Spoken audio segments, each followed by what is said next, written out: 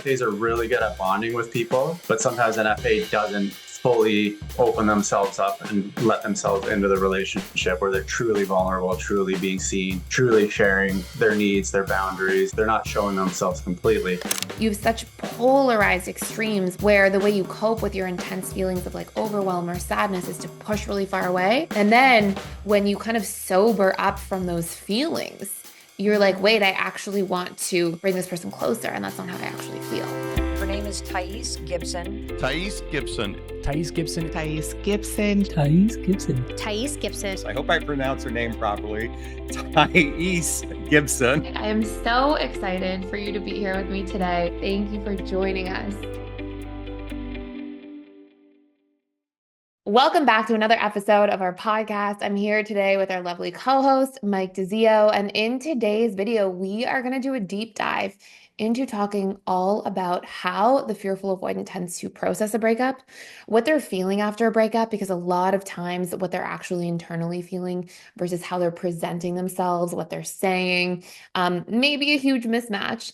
And we'll talk about some things that you can do in general to heal from a breakup towards the end of the episode that might really surprise you in terms of their ability to make you heal a lot faster and process your emotions and your experience a lot more quickly.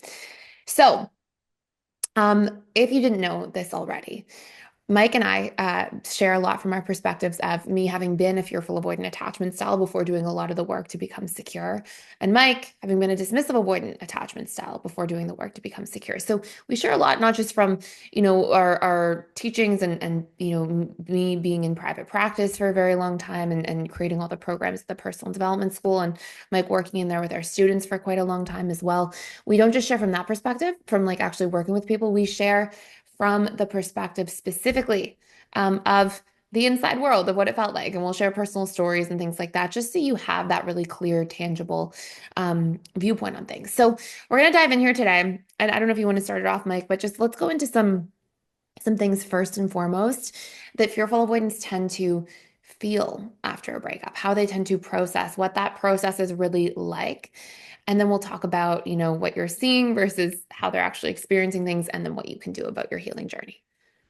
Yeah, for sure. And it was interesting kind of researching for this one as well. And, I mentioned on past episodes, a lot of my ex-partners were fearful avoidant. So it was kind of interesting to put my mind back then and think about what they might have been going through. And, I had a lot of moments actually while doing the research as well. Excuse me. So similar to, I guess it depends if your ex-partner was anxious or dismissive is going to be part and parcel in how an FA is going to react to the breakup. But generally with most fearful avoidance, the first few weeks, correct me if I'm wrong, is sort of spent like numbing out the feelings of the breakup.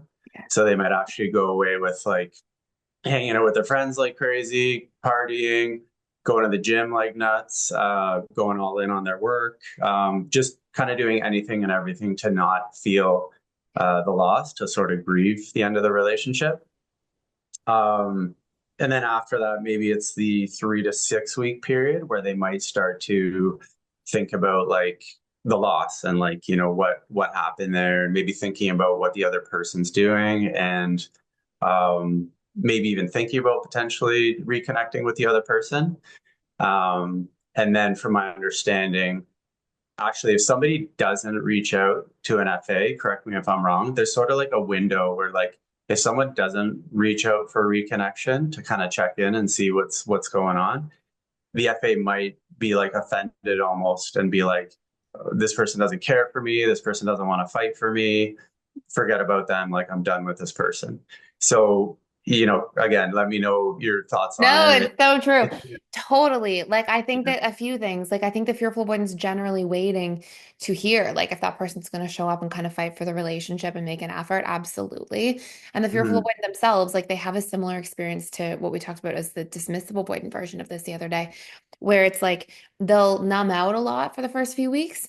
And part of them will kind of tap into that freedom piece. Like, oh yeah, I'm free. Okay, I'm free from the drama. It's fine. But at the same time, they're not really fully feeling like that. It's like a very small portion. And then they're really numbing out and they're usually trying to repress their feelings in a big way with this kind of background hope that the person's going to reach out and show up and do all the things that they would like them to do to still try to make the relationship work. And the fearful avoidant's usually too afraid to be vulnerable to try to do those things themselves, and often too Right. stubborn and often too caught in the story that they were, not cared about in the first place, or the person wasn't showing up in Right. the first place. And so, there's sort of this backstory that happens similar to a dismissive avoidant, like we talked about yesterday on the podcast. But you'll generally see that there's this background narrative where the fearful avoidant's usually over giving in a relationship for a long time and under receiving. So they're pouring into somebody because that's what fearful avoidants do. They tend to try to earn their worth and earn love, and they'll really pour into people and relationships, but they still struggle with the vulnerability. They're great at making other people vulnerable and getting them to open up, but they're not usually sharing the things they truly feel vulnerable about. So they may share, some vulnerable things, but not things that actually their relationship to them feels vulnerable. And those include things like their true needs, or the things that are important to them that they're looking for in a relationship, or when they don't feel loved or cared for in the way that they were hoping, or if they feel rejected, like they won't talk about those things or see those things through. And so, what will end up taking place is there's this building of like overgiving, under receiving, feeling, like the person they're in the relationship with doesn't care. And oftentimes that's a myth, right? Like it's not really that the person doesn't care. Sure, Sure. every once in a while you can be in a relationship with somebody who's actually not very caring and not showing up well. Of course, that's a possibility, but a lot of times the fearful avoidant isn't sharing what they need in order to feel loved and feel cared for. And Right. so they end up in a situation where they feel isolated in the relationship, like they're alone, like they're giving, but they're not really receiving much. And they start making a story like, oh, this person doesn't care, or I'm unloved, or they're rejecting me, or they're not going to show up long term. And they basically tend to wait in their breakups until they reach like this critical threshold or a tipping point where they're Hmm. like, okay, I've had enough here. I'm not cared about. They move away. They'll often leave the relationship, or the breakup will happen. And then they're still waiting to see, does the person show up and come around and show me that they care? But what they often don't realize is, and this is seriously the vast majority of fearful avoidance, is that if you had just communicated consistently and vulnerably earlier on in the relationship and throughout the relationship, you would have been loved way more in the way that you needed. And you would have actually seen, people really care about me. My partner really can show up.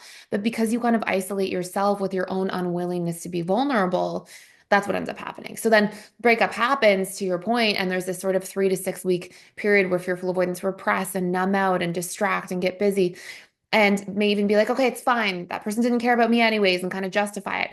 But there's still this little background part where they're like, is the person going to come through? Are they going to show up and really make a big effort? Do they really care? And they're kind of waiting for that Yeah, story or that narrative to play out.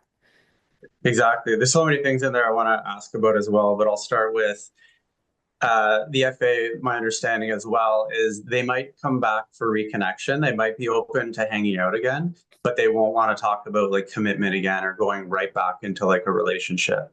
And part of the reason for that is because during the relationship, they didn't really speak up for their needs, like you mentioned. They might have overgave, not had their needs met. But if they come back and hang out more like platonically or just to be around the person, they can still get needs met, but in a different way. And it's less vulnerable to have to ask for needs to met.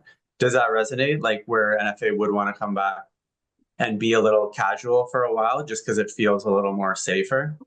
Absolutely. So that's definitely something that happens. I usually see it go like kind of 50-50, like with most things, like Yeah. really polarized in one strong direction or the other after an intense event like a breakup.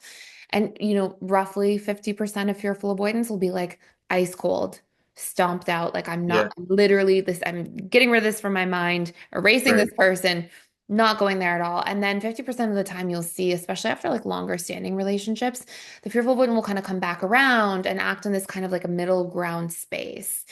And a lot of times they'll hang out, spend time with the person, yes, like more casually, think of getting back together. But at a deeper level, when that happens, that fearful avoidant individual doesn't trust that their partner cares. And Mm. when they don't trust, it's very hard to build any kind of momentous or like, important foundational relationship again. So it's almost like it's written off before it can begin.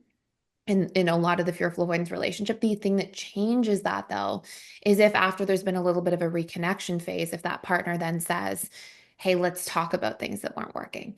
Here's what Right. wasn't working from my end. I want to hear your needs. And if they open up the dialogue and the conversation to be healthier so that trust Mm, can actually be rebuilt through the transparency and through the context and through like, hey, I want to make an effort. I need to know your needs. So like if that conversation happens, it can be pivotal. But if it doesn't, then even if the fearful avoidant reconnects, it's usually on very shaky ground and they're just there more for like comfort and connection than they're there for the actual idea of commitment long term. exactly. That makes sense. And then there's that other piece we mentioned yesterday on the DA episode, how sometimes the DA seems like they're totally fine with the breakup, or even their partner's like, did this person even care? But it's because they're like suppressing and numbing feeling the breakup and processing it. With the DA, we mentioned how sometimes the DA never really opens themselves up in the relationship, kind of keeps themselves a little bit at distance, at bay. And I think we see that in the FA as well, where FAs are really good at bonding with people. They can sort of bond with people very well. You can have a sense of feeling of closeness with an FA, but sometimes an FA doesn't fully open themselves up and let themselves into the relationship where they're truly vulnerable, truly being seen, truly sharing their needs, their boundaries. Like they're not showing themselves completely. So would you say also an FA would not be affected so much by the breakup because they weren't sort of 100% totally opening themselves in the relationship? Yeah, it's such a good question. In a lot of fearful avoidant relationships, it's like that. So in a lot of fearful avoidant relationships, you'll see that they can move on decently fast because Mhm. it's such a great point. I think you brought that up yesterday. And it was such a good point. Like what ends up happening is if you're not really sharing your needs and you're not really sharing who you are, and fearful avoidance, don't get me wrong, like they will share things. They'll share about maybe their childhood or their past experiences. They'll share those things, but those don't feel as vulnerable to a fearful avoidant as like what they need, how they want to be loved, what their boundaries are, what they feel like somebody is or isn't doing, when they feel hurt or need reassurance or feel afraid. Like a lot of times, those real things that are present within the fearful avoidant that cause them to feel emotionally, disrupted, like stressed or anxious or sad. They're not often sharing about those things and bringing those to their partner for resolution. And if you're in a relationship where you're constantly doing those things only on your own, you're only letting the connection deepen so much, and you're only letting the relationship really reach a portion of its potential for what it can do and how it can feel. And so, as a result of that, a lot of what you'll see is fearful avoidance go into a relationship. They're vulnerable at a higher level, not really at a deep level. So, they never are getting like deep needs met from the relationship as a byproduct of Right. that. And so, to your point, what you'll see is that the fearful avoidant then often moves on and they're in a situation where they aren't it's almost like their breakup and their ability to get over the breakup can be a little quicker than you might see with somebody who's truly deeply getting their needs met and opening up because you kept walls up the whole time. So in an Exactly. indirect way. And so you're just going to not suffer quite as much as if you really tore all those walls down. Now, every once in a while, a fearful avoidant will have a relationship where they do actually let those walls down. And I've seen Mhm. this from time to time. And in that case, it can be a little bit more of an extended process for the fearful avoidant to get over their ex. But that tends to be how it plays out. Right. No, it's so interesting because, yeah, when you see someone and people that I've dated in the past, they're opening up and they're sharing like really deep personal stories about themselves. So you're thinking, wow, this person's like really comfortable with me. They're Yeah. so open. They're telling me these things that they probably never tell too many people. But then they don't realize that them not sharing boundaries, their needs, things like that, When they feel that's a afraid, when they feel hurt, when they need reassurance, exactly. like all those things, those are the real vulnerable things. And you're like, I love that you said Exactly. that from your perspective because you're right. Like, fearful avoidants will share like a childhood story or a traumatic event or things, but they Yeah. won't be like, hey, when you don't text me back, within X period of time, I get nervous about where we're at and if you care about this relationship and you want it to work, or they won't be like, hey, I need a boundary with, when we're out and how you're talking to another woman. Like, I'm good with this, but I actually need a little bit of respect or mindfulness here. Like they won't Yeah. share those things. And so they just bury them, like take them to the grave. Yeah. And then that just comes out as like, oh, let me just build a wall instead. Okay, let me build another wall instead. Okay, let me build another wall because this is how you're operating. I don't like it. And yet I don't communicate. And so it's funny how it plays out. But then, of course, Yeah. you're not really being vulnerable in real time. Exactly. I want to touch on something you said earlier, and we talked about yesterday too, was the relief piece. But it's interesting that how the two different attachment styles have a relief in a different way. So, like the DA feels relief from the relationship because they're like, oh, I don't have any more expectations. I don't have to meet needs anymore. It's back to my independence, back to my space. So there can be a bit of a sense of initial relief from a breakup. And the FA, I guess their relief is a lot of times FAs during the relationship kind of have that underlying anxiety all the time of like, will this person betray me? Will this person, are they lying to me? Are they really, truthful on who they are? Like there's usually that underlying anxiety. So then once a breakup happens, the relationship's over, there must be a big sense of relief because they're like, I don't have this anxiety anymore. Like there's nothing to worry about. I feel like pretty okay right now. Is that something you ever experience in relationships or breakups Oh yourself? yeah, absolutely. When I Yeah. look back to like, so my circumstance is funny too because I never had a relationship with somebody when I became securely attached, except for with my husband. Oh So wow, yeah. like, I had done a good bit of work, but not enough work where I think like on past relationships that I was ever like truly secure. And Mhm. so almost every breakup when I look back when I was insecurely attached had relief in different ways. So like first sort of like again, this is pulling from way back. I was pretty young at the time, but first sort of like serious relationship when I was young. Um when the breakup happened, I was going through this like back and forth. Should I stay or should I go? Should I stay or should I go? Like typical fearful avoidant fashion. And I got to a point where it was like, okay, I should leave.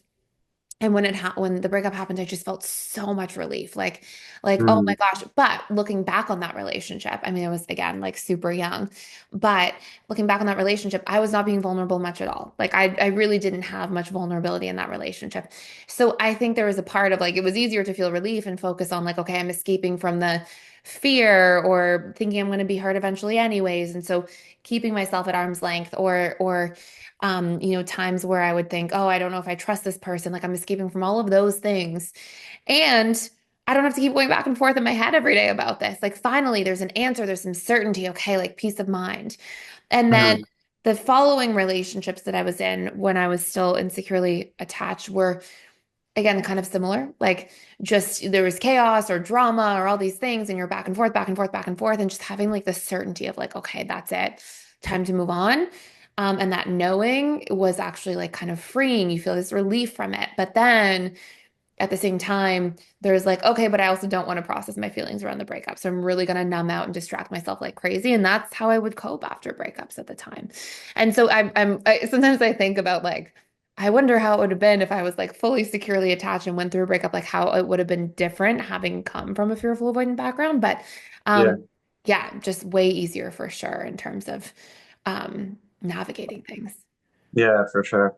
Yeah, of course. I think everybody who's done a lot of work on themselves kind of wishes they had another kick at the can, so to speak, at past relationships to sort of see how they show up. And for sure, you can see areas of like, oh, okay, like I know I needed to do this there. I know I needed to, share my needs or admit that I have needs and admit that I need connection, et cetera, et cetera. It's kind of like a fun little fantasy to have about what would it be like. But obviously, Yeah, I definitely don't want to like go back just for the record, like go back and like be in those relationships or hope that those no, relationships would work. And God bless all those people that I dated. Like I was probably the chaotic one in all those relationships. And oh, like yeah, I've dated pretty decent, pretty decent people. But I'm more curious about like how I would have processed, like how I would have like yeah, after that, like what I would have done and like how that would have been in terms of the experience rather than like, oh, I would want the relationship to work out. It was more like, hey, I wonder, like being secure, like I would have had such an easier time handling a breakup instead of like numbing out and avoiding myself. Like I would have actually shown yeah. up and like taking care of myself. And I wonder if it would have been the same degree of relief immediately and then followed by this kind of boomerang effect, or if it would have been more like, okay, this is too bad, but process it in more of like a healthy, balanced way over time. Yeah, for sure. That'd be interesting. I just want to jump in here and let you know that we are doing a 14-day free trial to the All Access membership pass at PDS, which means you get access to literally everything inside of the school. And this includes the 4 live webinars I do with our students every single week. And on top of that, you get access to all of our different courses. We have over 55 different courses on relationships, communication, boundaries, emotional mastery, guilt and shame, learning your needs, so many different facets that are really important to master our lives and feel really good about our lives going forward. And last but not least, there's a daily community event. We have trained facilitators and coaches who are in there doing that work, showing up to support you on your journey every single day. Please join me on the other side. Come check it out. See if it's a fit for you. I'd love to see you there. Go ahead and sign up by clicking the link in the description box below. So when you would see fearful avoidant exes, specifically Yeah. after like longer relationships, okay? So like 2-year relationships, things like that. What would you see from the outside? So what was your experience having been DA with an FA at the time? How did you observe those patterns? Like, was it like confusing? Was it like, not sure if the person's still interested? Were you feeling like, oh, the person is interested, they're coming back around? Yeah. Or did you feel like, oh, you were iced out? That was it. A mix of both. So there were some where it was like you could tell they were like done and just had enough and didn't want any more to do with me. And rightfully so. When But I think back, typical fearful avoidant fashion, that's not just you, right? Like that's like fearful yeah, avoidance, like waiting to reach this critical threshold and then being like, I am done, like I've had enough, and then like yeah, really slamming the door. exactly. Like not, if they would have shared through the relationship, and Probably would have been a communicated different maybe a experience. little bit better, and then not criticized and whatnot, and et cetera, et cetera. So yeah, there was probably part of them that were like you just never heard from them ever again. Or the other ones who, as we mentioned before, would actually like re-engage and like try to talk and hang out again. And actually, you kind of wouldn't even notice, but then you'd be hanging out again like consistently, and then you're thinking like, What's we're back. happening? Yeah. Yeah, what's happening here? Like we're back exactly to our patterns that we were before when we were a couple, but we're doing this again. But there's like zero conversation about like what's going on here. Like, are we back together? And yeah, I think once or twice it just sort of eased back into a relationship where it's like, oh, I guess we're back together in a relationship. So right So on the yeah, patterns that we talked about, which was like it goes yeah, 50% one way or the other in an extreme door slam completely, or there's an actual like, okay, we're kind of back in your butt unless there's a real conversation being had within a yeah, deep period of time. It's like you're yeah, rebuilding the connection and maybe the connection's there, but the relationship and all the things that need to go into it, like honest conversation, talking about boundaries, working through the things that led to the demise of the relationship, those things aren't being talked about. So to a fearful avoidant at the time, it's being rebuilt on almost nothing, like shaky ground. yeah. Like there's no real foundation. So yeah, and from the DA perspective too, like it's like, oh, okay, I'm getting some nice needs met again and have connection back and all that. But if no conversation was had and, each side doesn't sort of say what they really need for it to work this time, it's only a matter of time where you're going to have the exact same issues you had before and nothing's really going to be resolved. Yeah. So yeah, those are kind of the patterns I observed. And then like I want to ask you about why, and this has happened, especially in one relationship, it happened a lot with an FA, the on again and off again relationship. Why is this sort of a more common theme or pattern for FAs more than any other attachment style? Yeah, so I'm just Great curious why. And question. if you had that in the past, and why does that happen all the time? What's sort of the psychology behind that? Yeah, it's a great question. I think the major patterns you'll see with fearful avoidance are number one, the on again, off again is because they want love and they're scared of it. So they have these two sides they oscillate back and forth between where they're always flip-flopping. So they really can connect and they want that love and connection. They may really develop strong feelings and care for somebody a lot. But when they keep feeling hurt, I can remember times where when I was really triggered, when I was a fearful avoidant, I remember this one time I was having an argument with an ex and I was sitting on the bed and he was like standing in the kind of like doorway of the room and we were talking and we weren't getting anywhere in the conversation. And I didn't have good communication skills at the time. And I remember sitting there so vividly being like, I need to get as far away from him and from the situation as possible because I can't stand how it's making me feel any longer. And I Mm. remember thinking like, where will I go? And I remember thinking like, I'm gonna just go to a different state. I'm gonna get in the car and I'm gonna drive far away. And think like, and it was this like extreme flight response is what I was having because that was my way of like one of the ways that I would cope with my feelings at the time was to have this flight response. And Yeah. looking back, I actually had that really strongly as a kid, like a really strong flight response. And there's this coping mechanism. Like I need to push this person and the situation as far away as possible to attempt to push these feelings that I don't like as far away as possible. And because Yeah. we're associating the person with being the source of those feelings, even though there's a lot more to that story, we think, okay, let me just get that person as far away so I can get these feelings out of my system, like get rid of them. And, I would often go through dynamics in my own relationships where it would be like, let me push somebody really far away. And maybe it wasn't like fully breaking up, but like talking about like, I don't know if this can work or things like that and pushing that person away. And then those feelings go away. Then you like, you sleep on it or 2 days pass. And, not that those are good ways of getting rid of your feelings, but for a lot of fearful ones, that's what you know at the time. And then you're like, wait, I love this person. Wait, I care about this person. Wait, I do want this to work. What was I thinking? I can't believe I pushed them so far away. I feel guilty now. And then sort of trying to pick things back up again. And so a lot of times there will be this like on again, off again place because you have such polarized extremes within you where the way you cope with your intense feelings of like overwhelm or sadness is to push really far away. And then when you kind of sober up from those feelings, you're like, wait, I actually want to bring this person closer. And that's not how I actually feel. And so I think that's a big part of it. Now, I didn't necessarily have like a lot of breakups or relationships where I would like go through full-fledged breakups on and off personally. I definitely would like push someone away a lot or like say like I don't think I can do this, like things like that, these kind of like dramatic like pushes away in the relationships. Um and then only to like an hour later be like, well, I didn't actually mean that, like like things like that.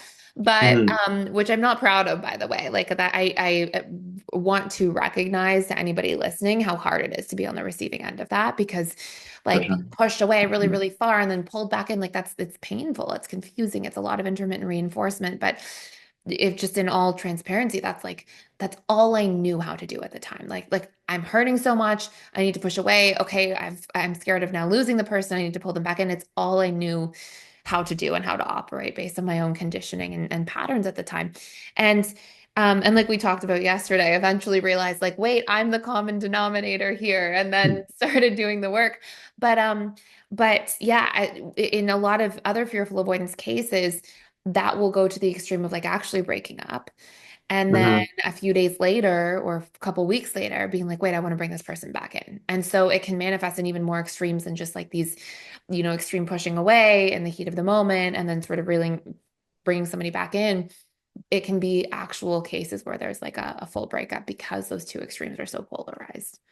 Right, right. Wow, that's so interesting. So just to ask as well, DAs we know sometimes instead of doing the work and doing the vulnerable inner work to change themselves to better fit with their partner, they might go out and look for someone who doesn't trigger them, doesn't challenge them, doesn't take them out of their comfort zone, etc. Does the FA, probably whether they're leaning dismissive or anxious is going to be a little different, but does the FA as well kind of think, I need to keep looking for someone who will know what I need without me asking for them, will not, require me to open up and communicate vulnerably and deeply. Like I need someone just to get me for me and who I am without having to do the vulnerable sort of inner work required. It's a great Is that an question. FA hallmark as well, where they might go out and try to trade partners to find someone who fits them perfectly when really it's just going to be the same story over and over and over, as we know.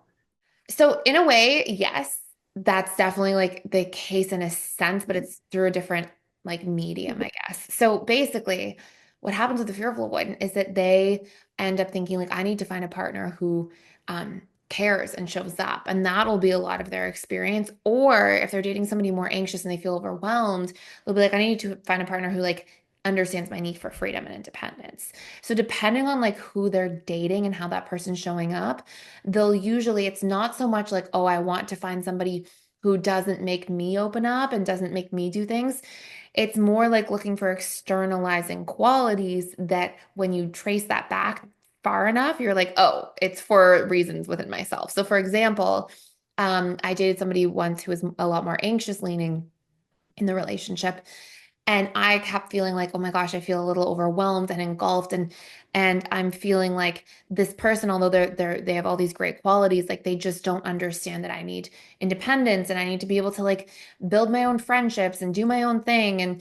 And because I had moved to a new state and I was starting university and it was like first year university, and I was like I just wanted to like have time to just make friends and like do things because I was alone in the a new country by myself. And I anyways, and he was always wanting to spend time together, and that was like really causing me stress. And so, I in that case, rather than seeing that as like a me thing where, hey, I need to have an honest conversation and say why I need a little bit of time to go out with like just friends and why that matters to me and how I'm feeling about being alone in a new country and not being able to have time to make friends and build those relationships. Instead of having that conversation, because I had no idea how to do that at the time, I externalized that onto him. So at the time I was like, I need to find somebody who just like is more independent and like wants to respect that I need independence. And Mm. then when I was dating people who are like more avoidant leaning, I, looking at those situations, was in my head like, oh, this person doesn't care about me. I need to find somebody who like actually cares. And it's funny Mm. because like then I would leave those relationships and like realize, oh wait, that person actually really did care, or oh, this person. But I was Yeah. so caught in like those daily, like regular stories of like looking at all the downsides or how somebody wasn't showing up and never communicating what I actually needed for it to change. And so I wasn't able to receive care in the way that I was looking for. And so I would make it mean I am just not cared about. So, similar Yeah. things. And I will say, in my experience, and for like the vast majority of fearful avoidance that I've seen as clients over the years, the vast, vast majority aren't necessarily like sitting there in the relationship thinking like, I need to leave to go find someone else who does these things. It's not so Mm. much like, oh, I'm with the wrong person. I need to look for someone else. I know dismissive ones are a little more like that. For me, it was more like, I need to get out of the situation. Like, this is not making me feel good. I'm at my wit's end. Like, I have to run. I have to like flee. I have to get out of here kind of feeling rather than, oh, I'm looking for someone else. I wouldn't really think that in my mind, I was thinking about like the next partner or somebody else different. It was more Yeah. like trying to get rid of like those really painful feelings I was beginning to associate with the person in the relationship. Right, right. Okay. Just when you were mentioning about how the FA's saying sometimes, oh, you don't care about me, like you're not doing anything, you don't care about me.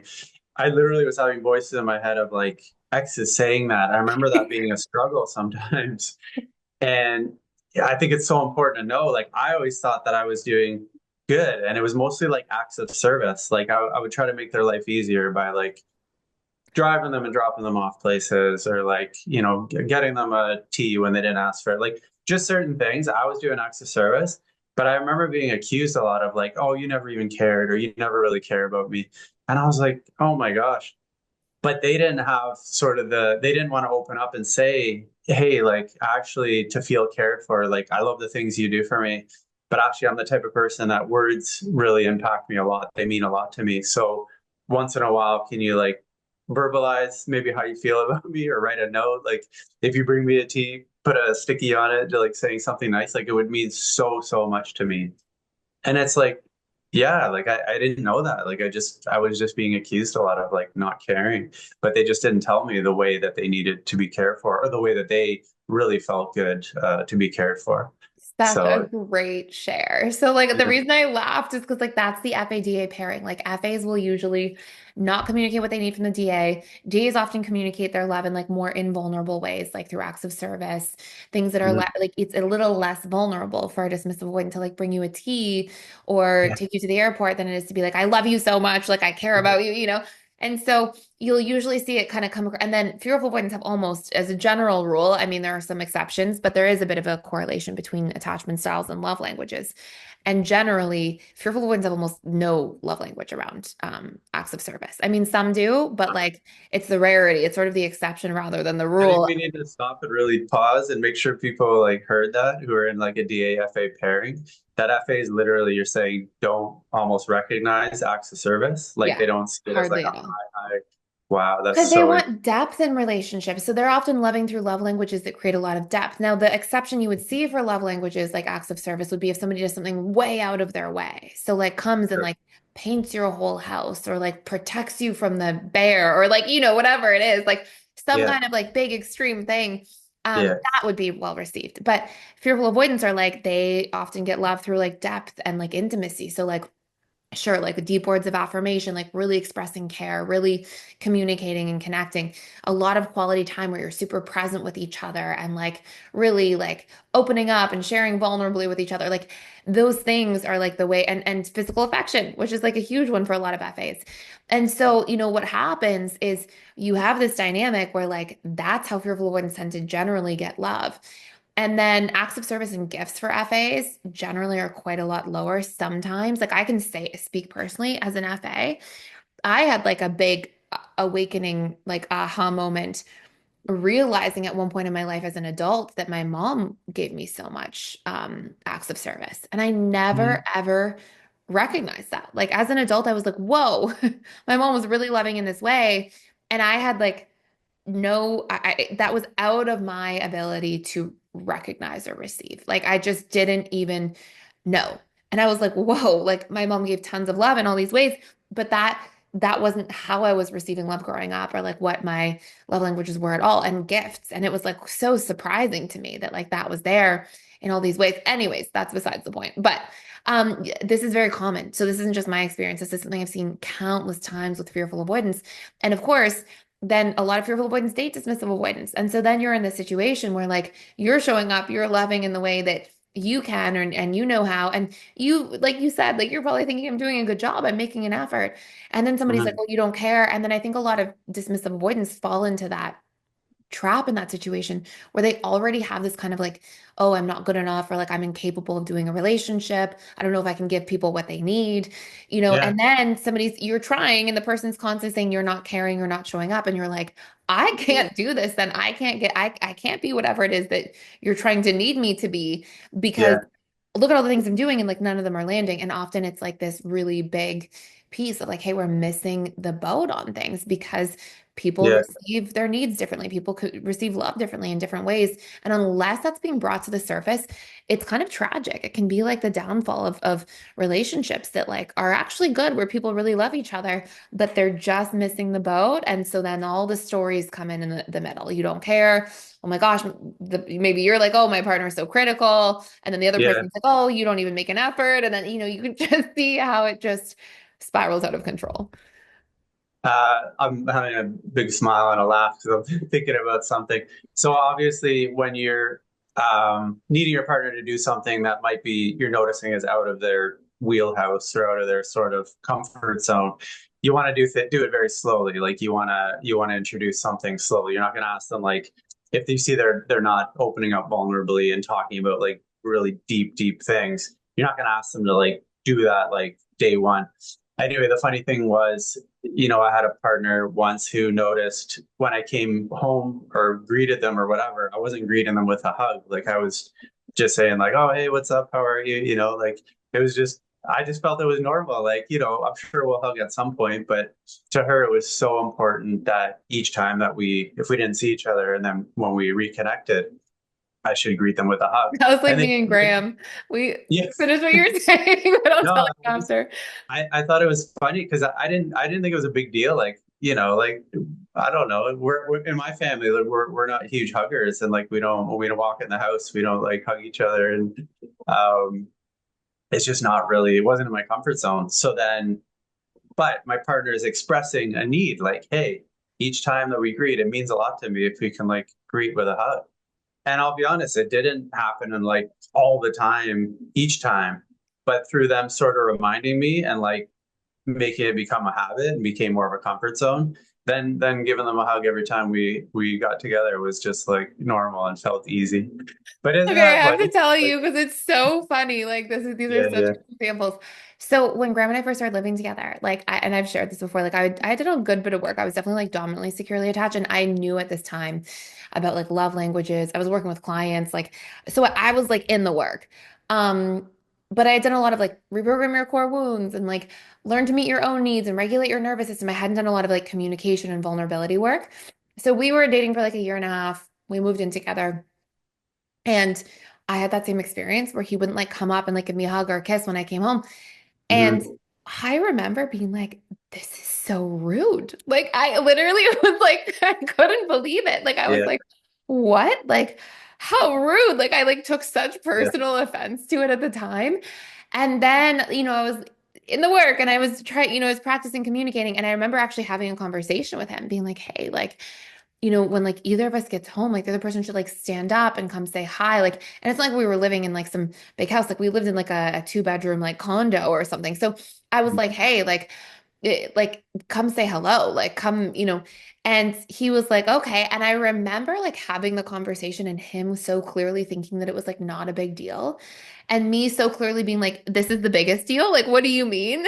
It's just yeah, so funny how like, but it makes so much sense, right? Like you share from your yeah, experience and you're like, I grew up in a household where like that just didn't happen. So there's just like yeah, no meaning there for you. And for me, like physical affection is a love language and that matters and yeah. like being present and all those things. So anyways, it's just so funny to hear. And hopefully that people listening are like, oh my gosh, I see that in my own life now. And again, the two different ways you can go about it, you can shame the person, be like, "What's wrong with you? Like, why don't you do that? Like that's normal." Like, and then the person feels even worse and just like, "Oh, geez, like I'm messed up and I don't know how to do Yeah. these relationships," and they kind of go away feeling sad. Or you can just let them know, "Hey, in my reality, in the way I feel, when I'm greeted with a hug, it makes me feel really like cared for and really loved and really happy in the relationship."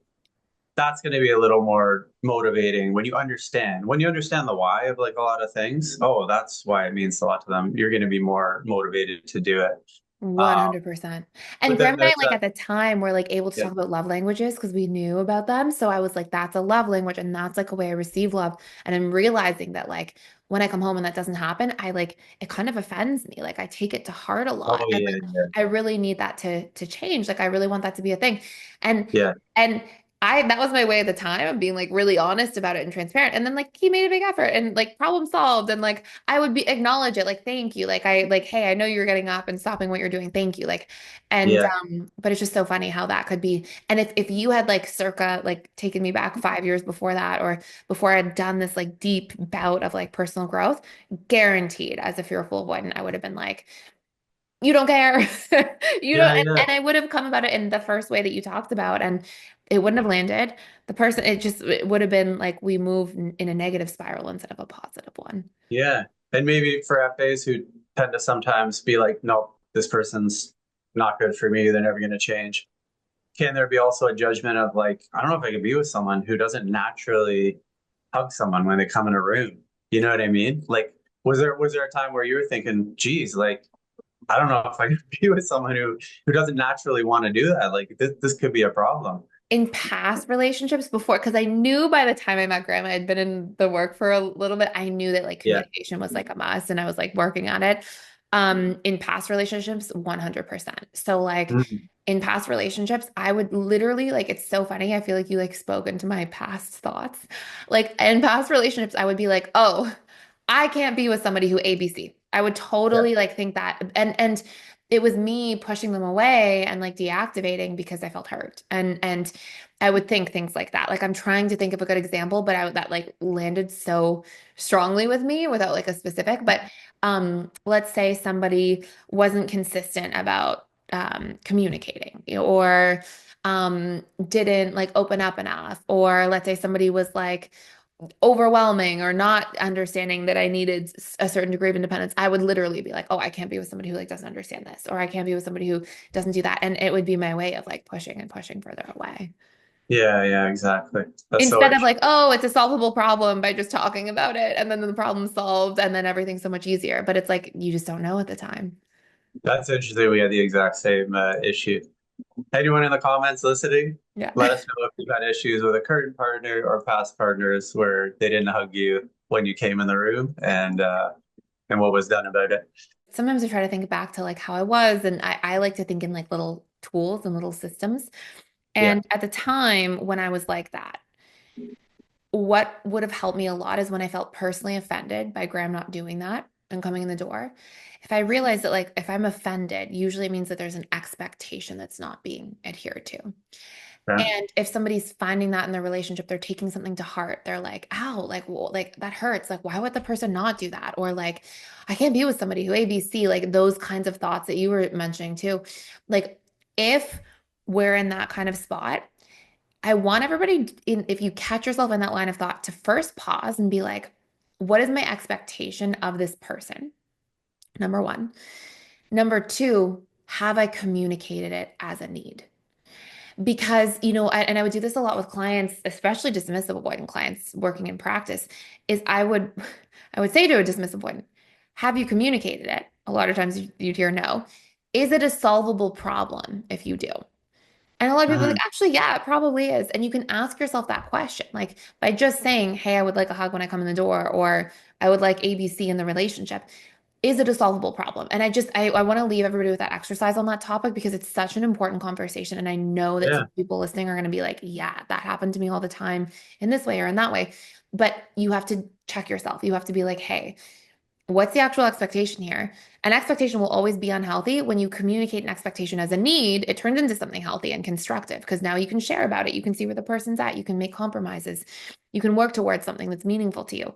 So doing that and then see, like, is this a solvable problem in the relationship? Vast majority of the time you'll find, oh yeah, these things actually are through communication. So Yeah, anyways, super helpful.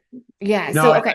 then one other thing I want to add to that as well, which is very helpful, is like question the story. Like if you're labeling that story as like they don't care about me, just simply use the tool. Like ask yourself, is that true? Like in 100% of our relationship, because they're not hugging me, does that mean they don't care about me? And generally, you're going to see all the other ways that they care about you. It's just that one area, which is very important to you, is what they're not doing. So you just have to speak up and say something. But if you're believing literally like it's like a universal law, my partner not hugging me when they come in the house means they don't care about me. Of course, that's going to make you upset. That's going to make you feel kind of distant from the person. And then you're going to question the whole relationship. So just put yourself through that tool and ask if that's a true statement or not. Yeah, I love that. That's so good. Yeah. I want to mention one other thing too, which was, oh yeah. So we talked about the FA's need for space. It's obviously very big, and it's not good if you encroach or like try to crowd the FA too much when they're not ready. That can have obviously a negative effect.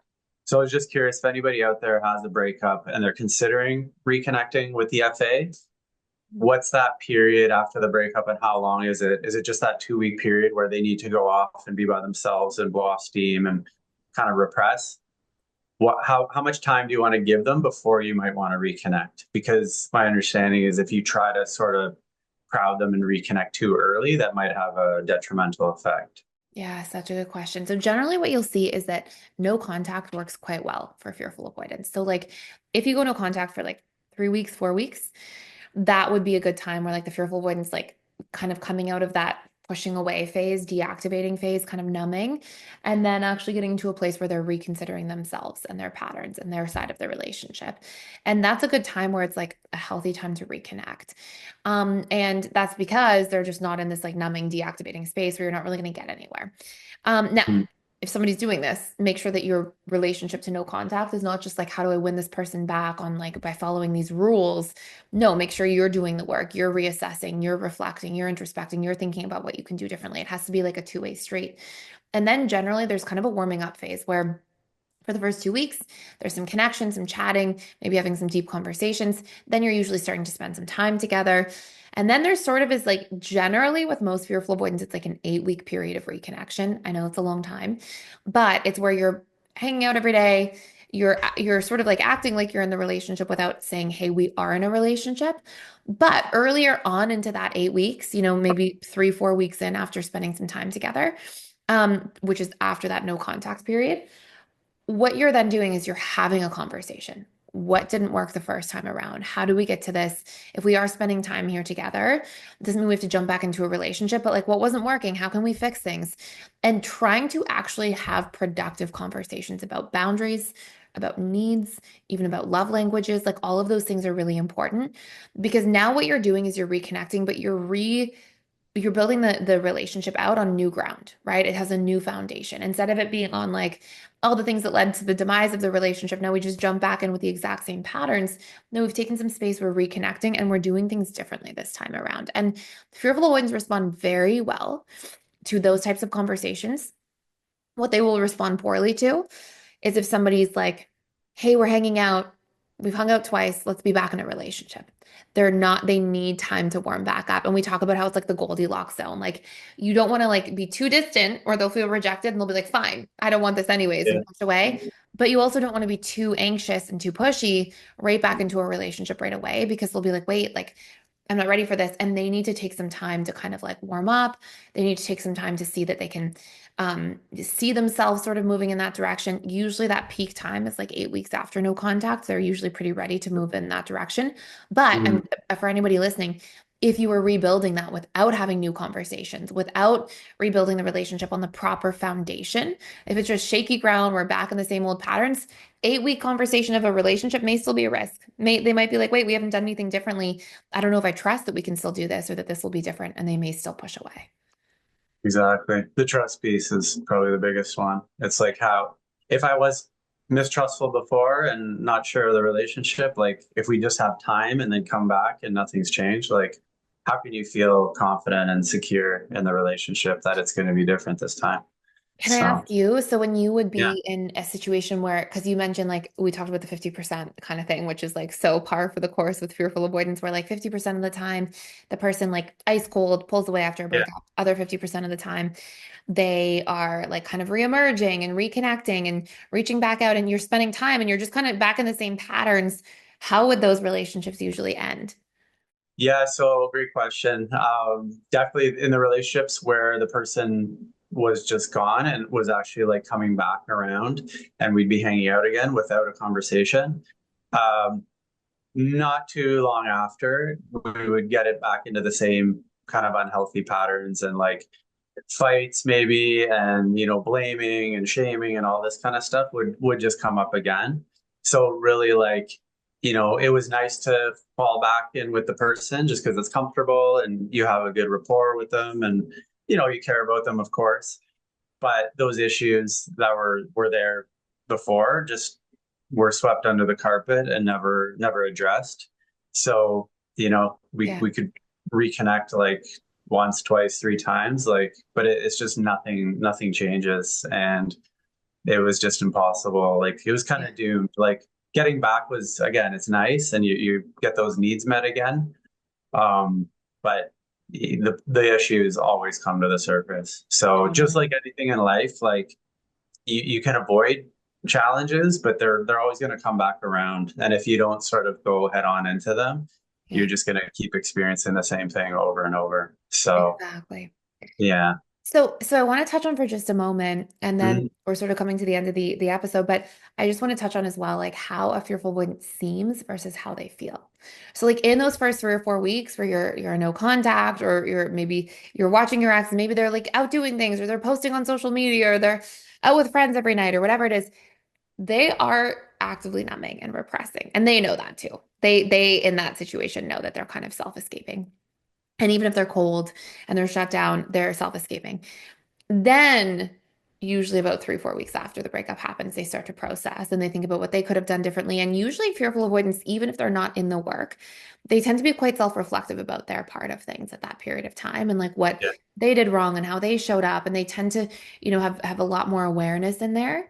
And then, you'll generally see that by 4 months or so, 3.5, 4 months, they're really starting to move on. So if you haven't reconnected, if that's it, cold hard sort of breakup, how they process, they numb for 3 or 4 weeks, eventually kind of revisit things. Then they start going back out into the world and getting their needs met in a usually more healthy, balanced way. Usually by 3 or 4 months, it's not like they're never going to think about their ex again or anything like Sure. that, or don't miss parts of things, but they tend to be like back doing life and feeling like they're more back in the swing of things.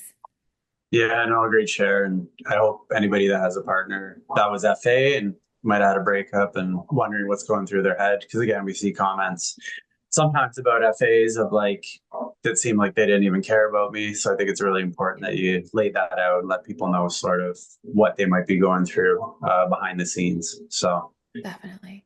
that goes for everybody in life. Like you never really know what somebody's thinking unless they share it with you, right? So Totally. that's why it's kind of cool with attachment style. You can get a sense of like, oh, that makes so much sense why they would feel that, or oh, that would make so much sense why they do that behavior. So yeah, great shares, and hope everybody got a good knowledge out of this one today. Yeah, and thank you everybody for watching, for listening. If you enjoyed this, if you have more questions about the fear of avoidance, please let us know in the comments. If you're listening on Apple or your favorite podcast hosting platform, you can also follow us with a full video version on YouTube. And if you watch this today and you enjoyed this, I hope you subscribe to the YouTube channel if you haven't already. And if you have questions in general, please leave them in the comments down below. And last but not least, if you want to learn more about Mike, you can check out his socials down below. And if you want to check out any of the offers that we have happening at the Personal Development School right now, there's a free opportunity to join in to check out the Personal Development School for a limited time, take a couple courses, download some workbooks and course materials, and really see if it's a fit for you, literally fully for free. I will put that link down below as well. Thank you so much to everybody for watching. See you next time. If you enjoyed this episode, please take a moment to subscribe, rate, and review us on your favorite podcast platform. Share it with friends and family who are on their journey of personal development and growth, and thank you for listening. Next week, we'll be back with more insights to guide you on your journey. And until then, keep practicing our tools and strategies to change your subconscious mind and apply some of the powerful learnings from this podcast so that you experience real life transformation.